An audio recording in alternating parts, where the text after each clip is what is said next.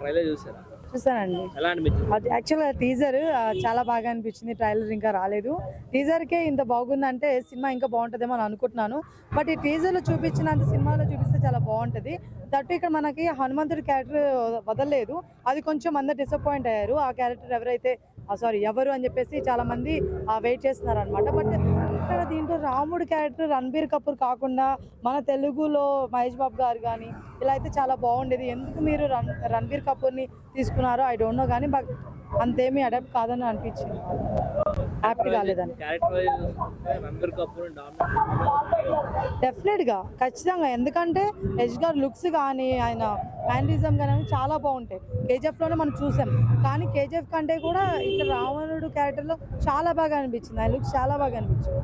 That మనకి సీతమ్మ గారి క్యారెక్టర్కి వచ్చే లోపల సాయి పల్లవి గారు చాలా బాగా అనిపించింది. ఎందుకంటే తనకి ఇలాంటి రోల్స్ అయితే ఈజీగా యాప్ట్ అయిపోతాయి అనమాట. చాలా బాగుంది. సీతమ్మ గారి లుక్స్ కూడా చాలా బాగా అనిపించాయి. దట్ ఇంకా రకుల్ ప్రీత్ సింగ్ గారు ఏం పాపం చేశారండి, ఆ శూర్పణఖ క్యారెక్టర్ ఇచ్చారు. అది కొంచెం నాకు డిసప్పాయింట్ అనిపించింది. ఎందుకంటే తన నోస్ చాలా బాగుంటుంది షార్ప్గా. ఎందుకు శూర్పణఖ క్యారెక్టర్ ఇచ్చేలా చేశారైతే నాకు అర్థం కావట్లేదు. అది కొంచెం ఇస్తారని చెప్తున్నారు. బట్ ఎంతవరకు ఏంటనేది మనం సినిమా చూసినాకే చూడాలన్నమాట. ఇంకా మన టీజర్లోనే కదా. ఇంకా చాలా మంది ఏమన్నారు, ఆల్రెడీ ఆది పురుష్ అనేది వచ్చింది కదా, దానికి దీనికి కంపారిజన్ కూడా అడుగుతున్నారు. బట్ కంపారిజన్ అనేది కరెక్ట్ కాదు. ఎందుకంటే ఏ సినిమాది ఆ సినిమాది ఉంటుంది, ఏ హీరోది ఆ హీరో యాక్టింగ్ ఉంటుంది అనమాట.